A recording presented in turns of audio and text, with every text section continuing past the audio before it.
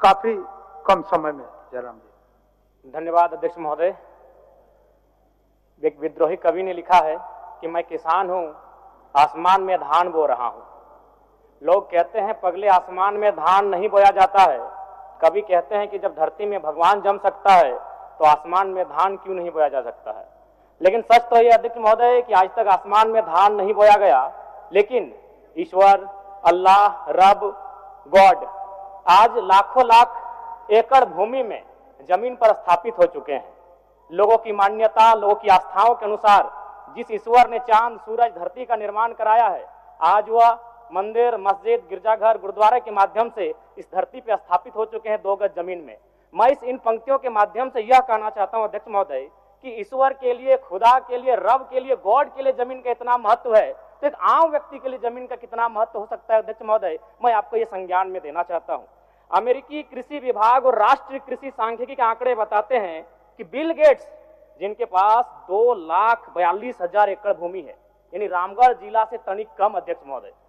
अध्यक्ष महोदय, आज अगर इस राज्य का भ्रमण किया जाए तो आप पाएंगे कि इस राज्य का प्रत्येक दूसरा घर आज जमीन संबंधित विवादों से परेशान है।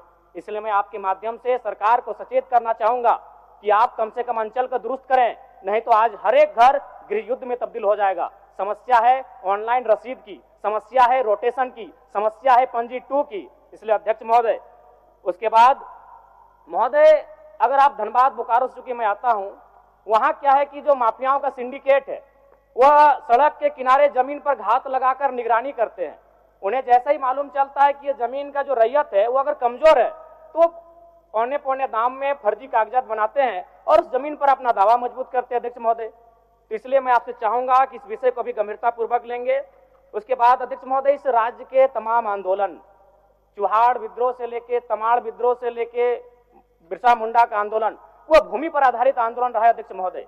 और उसी के परिणाम स्वरूप इस राज्य में एसपीटी कानून, सीएनटी कानून और विल्किंसन कानून लागू किया गया। लेकिन आज जब आप सड़कों में देखेंगे कि आदिवासी समाज के लोग रांची में सरना झंडा गाड़कर अपनी जमीनों की रक्षा कर रहे हैं, सीएनटी जमीन होने के बाद भी अध्यक्ष महोदय। इसलिए मैं आपके माध्यम से सरकार से चाहूंगा कि सीएनटी संबंधित जो जमीन है उन पर वापसी का प्रावधान किया जाए। अध्यक्ष महोदय, 30 सेकंड चाहेंगे अध्यक्ष महोदय। और साथ ही साथ चूंकि जब जमीन की बात आती है तो विस्थापन की बात आती है अध्यक्ष महोदय। चूंकि मैं उन क्षेत्र से आता हूं, कई ऐसे कागजात हैं जिनमें विस्थापन की जो जमीन लीज का मामला है वो 999 साल दर्शाया गया अध्यक्ष महोदय। आप समझ सकते हैं कि कितना मतलब अमानवीय व्यवहार किया जा रहा है झारखंड के साथ। 999 साल कर लीजिए अध्यक्ष महोदय। एक घटना है बेरमो गोविंदपुर की, जमीन के बदले नियोजन की बात थी और नियोजन दिया गया उनको 55 साल की आयु में, 5 साल में नौकरी खत्म हो गया अध्यक्ष महोदय।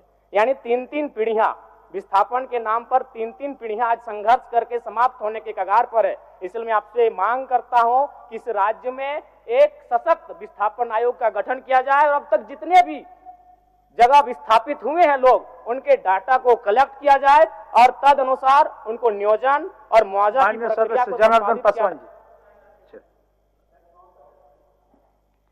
आज